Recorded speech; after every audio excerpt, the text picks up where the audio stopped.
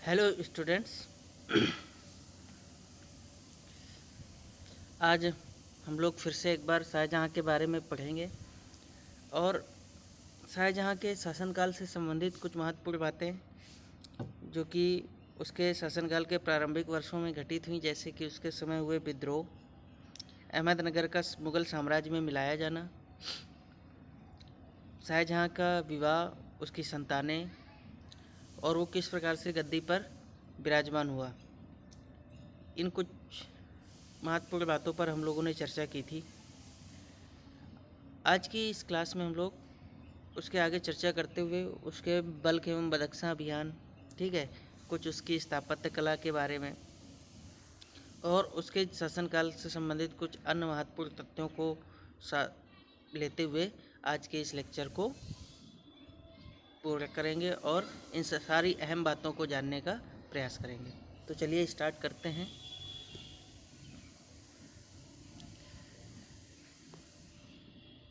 अब बात करते हैं हम लोग 1639, ठीक है। 1636 तक हम लोगों ने देखा था किस तरह से अहमद दक्षिण भारत में वो बिजी रहा था।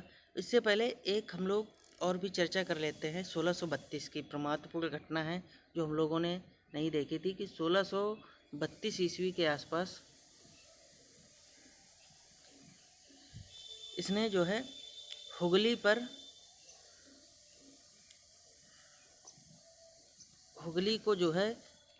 को जीत करके जो अभी पुर्तगालियों के संरक्षण में था उसको जीत करके मुगल साम्राज्य में मिलाता है और हुगली से पुर्तगालियों को बाहर खदेड़ने का प्रयास करता है, ठीक है। और इसी समय इन्हीं वर्षों के दौरान 30 से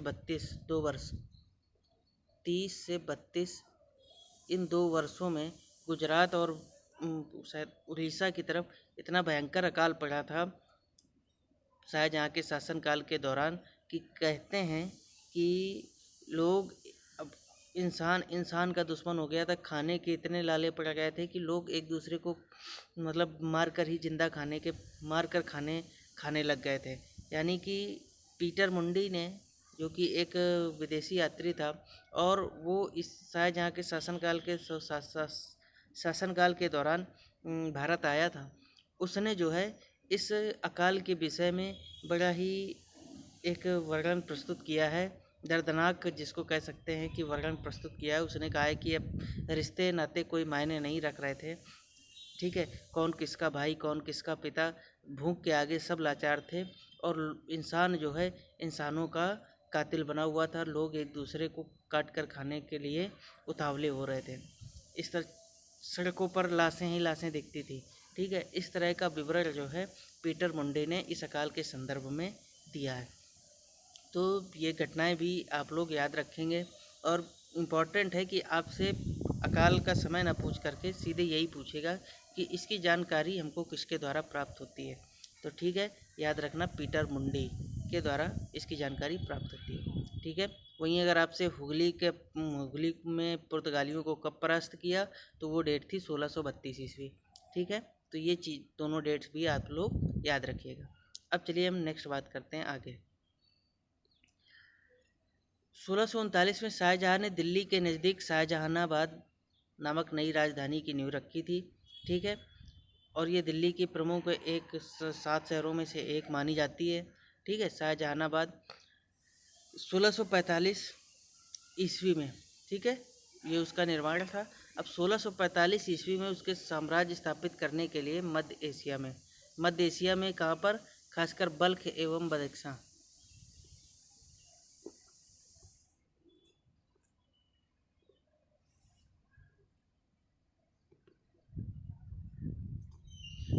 ठीक है। अब ये क्षेत्र वही क्षेत्र थे, आप इससे अनुमान लगाइएगा कि ये क्षेत्र इन्हीं क्षेत्रों से बाबर भारत आया था। यानी कि बाबर का जो प्रारंभिक मूल निवास स्थान है वो यही प्रदेश हुआ करते थे। इसलिए बाबर की इच्छा थी इन प्रदेशों को जीतने की, लेकिन उसके बाद और किसी मुग़ल शासक ने इन प्रदेशों को जीतने का कोई प्रबल इच्छा नहीं दिखाई, ना ही कोई बहुत प्रयास किया। लेकिन शाहजहाँ ने अपने समय पर इनको जीतने का प्रयास किया था और जिसमें से उसका काफ़ी धन भी खर्च हुआ था और बल्कि उसको सफलता प्राप्त नहीं हुई थी। कुछ समय के लिए इस क्षेत्र को जीता गया था और वहाँ पर मुराद को शासक के तौर पर, सूबेदार के तौर पर नियुक्त किया गया था। लेकिन कुछ समय के बाद वहाँ की आबो-हवा उसको सूट नहीं करती, या जो भी कारण रहा हो वो वहाँ से भाग आता है। ठीक है, जिस पर शाहजहाँ उस पर काफ़ी नाराज़ भी होता है। और इसी बीच उज़्बेक जो वहाँ की प्रमुख, जिनका वहाँ पर शासन था, ठीक है, और सफावी शासक थे ईरान के, वो इस क्षेत्रों पर अपना प्रभुत्व जमाने का प्रयास करते रहते थे। ठीक है, तो उन शक्तियों की वजह से बाद में ये बल्ख एवं बदख्शां का जो अभियान है ये पूर्णतः असफल हो जाता है और शाहजहाँ को उस क्षेत्र से वापस आना पड़ता है। ठीक है, तो 16 याद रखिएगा 1645 के आसपास, 1645 से ये अभियान प्रारंभ हुआ था। ठीक है, और ये भी इस अभियान में शाहजहाँ को अंतिम रूप से असफलता ही हाथ लगी थी। ठीक है, वहीं इस समय एक और 1649 की भी घटना याद रखिएगा कि 1649 में कंधार, ठीक है, 1622 में हम लोगों ने देखा था कि कंधार जो है जहांगीर के शासनकाल में मुग़ल साम्राज्य से अलग हो गया था। लेकिन बाद में वहाँ का जो सूबेदार नियुक्त किया गया था ईरान के शाह के द्वारा, अली मर्दान खान, वो जो है इसको शाहजहाँ को सौंप देता है और मुग़लों के पक्ष में आ जाता है। फिर यहाँ पर इसको लेकर के कई बार युद्ध चलते रहते हैं, लेकिन अंतिम रूप से जो है 1649 ईस्वी में ये ईरान के शाह के सानिध्य में चला जाता है और 1649 में अंतिम रूप से कंधार जो है मुग़ल साम्राज्य से निकल जाता है। इसके बाद फिर कभी कंधार को जीतने का या बल्ख और बदख्शां पर अभियान करने का प्रयास नहीं किया जाता है। तो ये था उत्तर पश्चिमी अभियान, ठीक है, या मध्य एशिया का अभियान जो शाहजहाँ के शासनकाल के दौरान हुआ था। ठीक है, तो ये दोनों अभियान आप लोग इम्पोर्टेंट रूप से याद रखिएगा। अब हम लोग बात करते हैं, ये तो थी पूरी उसकी राजनीतिक अभियानों के बारे में। अब हम लोग बात करते हैं उसका स्थापत्य कला और सांस्कृतिक स्वर्णिम जो भी काल कहा जाता है उसका, उसके बारे में। क्योंकि आशीर्वादी लाल श्रीवास्तव जो कि एक प्रसिद्ध इतिहासकार हुए हैं, उन्होंने ये कहा है कि कई इतिहासकारों ने शाहजहाँ के पूरे कार्यकाल को, पूरे शासनकाल को स्वर्णकाल की संज्ञा दे दी मुगल साम्राज्य की। लेकिन आशीर्वादी लाल श्रीवास्तव ने ये कहा कि शाहजहाँ का के स्थापत्य के क्षेत्र में हम कह सकते हैं कि ये मुगल काल का स्वर्णकाल था। ठीक है, तो वास्तव में शाहजहाँ ने जिस प्रकार की इमारतें बनवाई और जितनी तादाद में बनवाई, तो स्थापत्य के क्षेत्र में ये जो है एक स्वर्णिम युग कहा जा सकता है। उसके द्वारा बनवाया गया ताजमहल आज भी 7 अजूबों में से एक में उसकी गिनती भी की जाती है। ठीक है, अब इस युग में प्रमुख चीज़ें क्या क्या बनवाई थी उसने, याद रखिएगा। आगरा में ताजमहल का निर्माण करवाया, दिल्ली का लाल किला और जामा मस्जिद उसने बनवाई, आगरा की मोती मस्जिद, आगरा के किले में दीवाने खास, दीवाने आम, मुसम्मन बुर्ज और लाहौर में स्थित शालीमार बाग। ठीक है, शालामार गांव में स्थित शीश महल और काबुल, कंधार, कश्मीर और अजमेर आदि में कई महल एवं बगीचों का जैसी इमारतों का निर्माण इसके द्वारा करवाया गया था।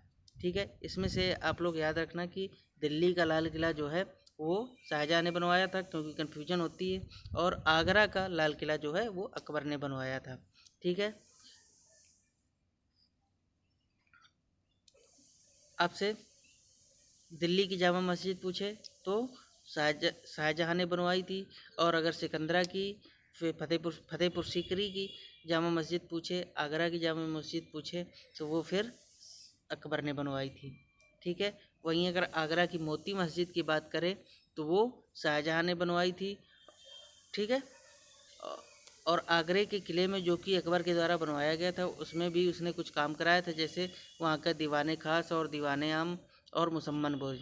ठीक है, इन 3 इमारतों का निर्माण भी उसने करवाया था और उनको संगमरमर का प्रयोग भी इन इमारतों में करवाया था शाहजहाँ ने अपने शासनकाल के दौरान। ठीक है, तो ये कुछ प्रमुख इमारतें थीं जो उसके शासनकाल के दौरान बनाई गई थी।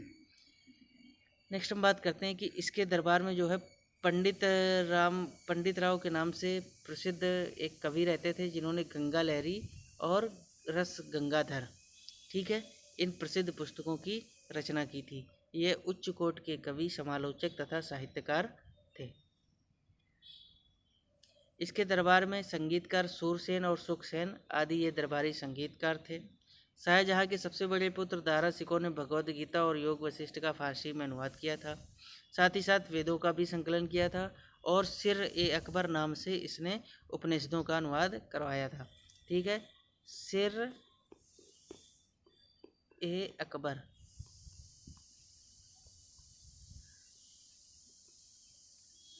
नाम से इसने 52 उपनिषदों का अनुवाद जो है फारसी में करवाया था।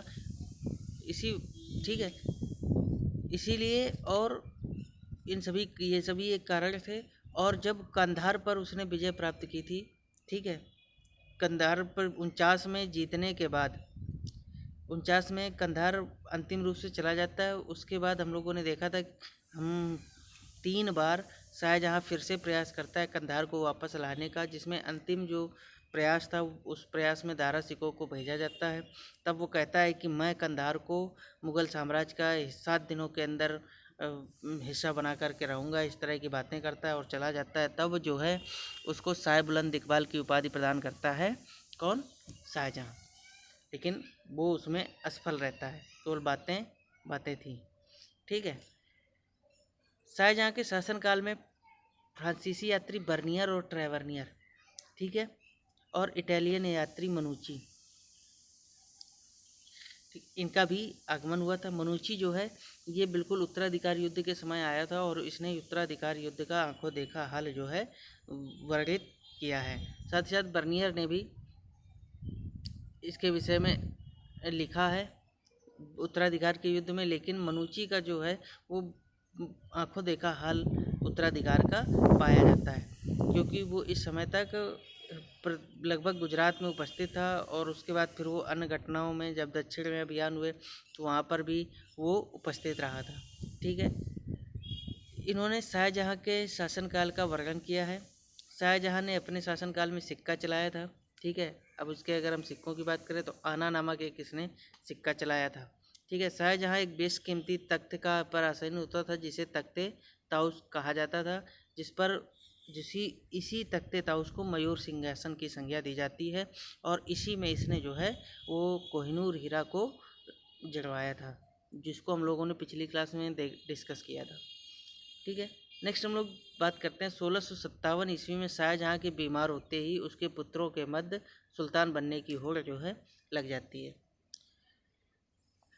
और उन लोगों के बीच आपसी संघर्ष शुरू हो जाता है। इतिहास में इस घटना को उत्तराधिकार के युद्ध के नाम से जाना जाता है। शाहजहाँ दारा शिकोह को अपने मुगल साम्राज्य का शासक बनाना चाहता है। उत्तराधिकारी वो अपना दारा शिकोह को नियुक्त कर चुका होता है, लेकिन औरंगजेब खुद बड़ा ही महत्वाकांक्षी शासक था, व्यक्ति था और उसको ये मंजूर नहीं था कि दारा शिकोह जो है वो गद्दी पर बैठे। तो उसने इस तरह का पूरा माहौल बना दिया था कि जो उलेमा वर्ग थे, क्योंकि वो हिंदू धर्म के इन सबको पढ़ता था, तो इन्हीं सभी चीज़ों का फ़ायदा उठा करके औरंगजेब ने उसको विधर्मी घोषित करवा दिया था और ये कहा था कि ये तो विधर्मी है।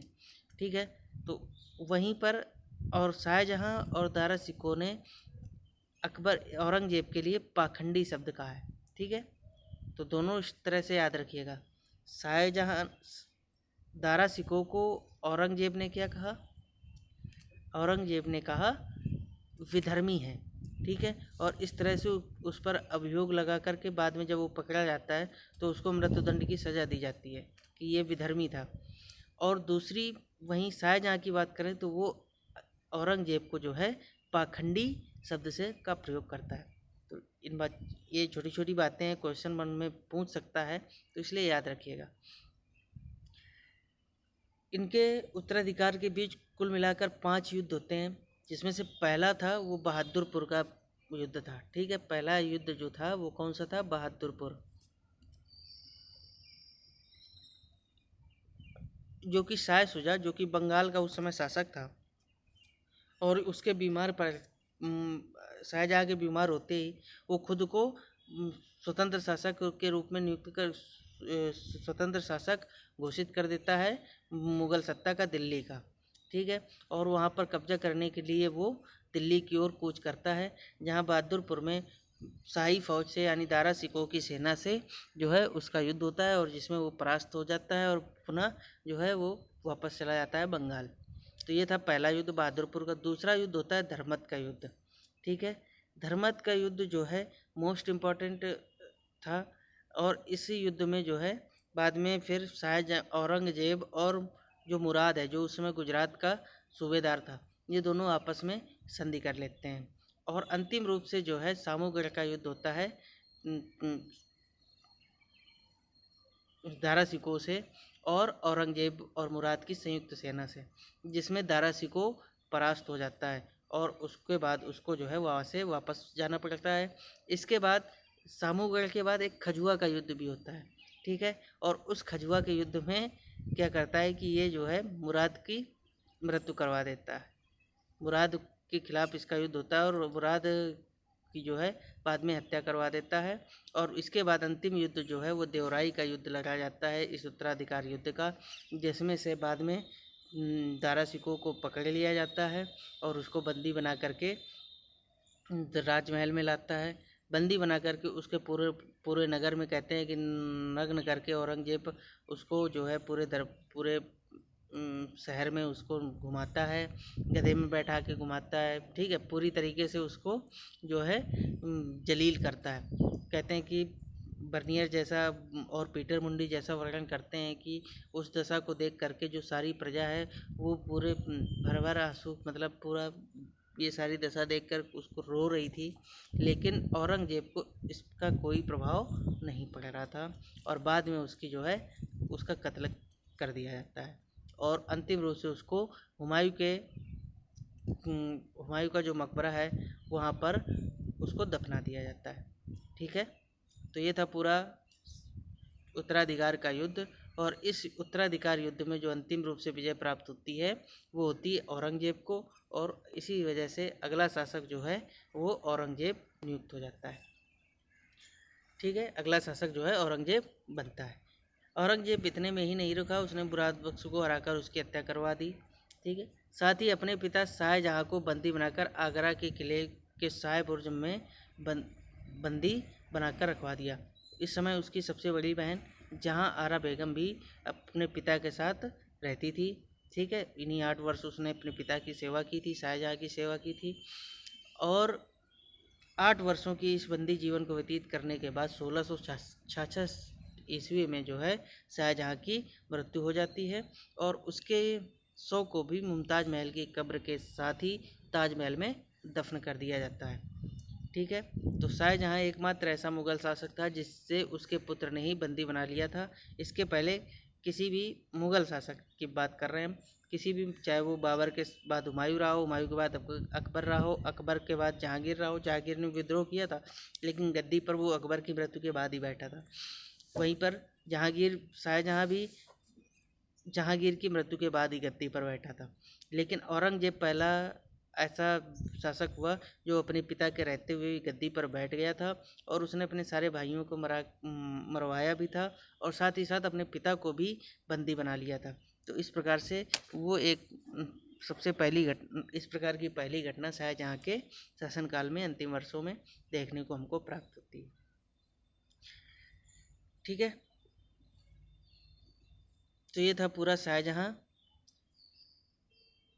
जो कि समाप्त हो चुका है। अब नेक्स्ट क्लास से हम लोग जो है औरंगजेब के बारे में जानने का प्रयास करेंगे। तो चलिए आज की क्लास हम लोग यहीं पर समाप्त करते हैं। Thank you.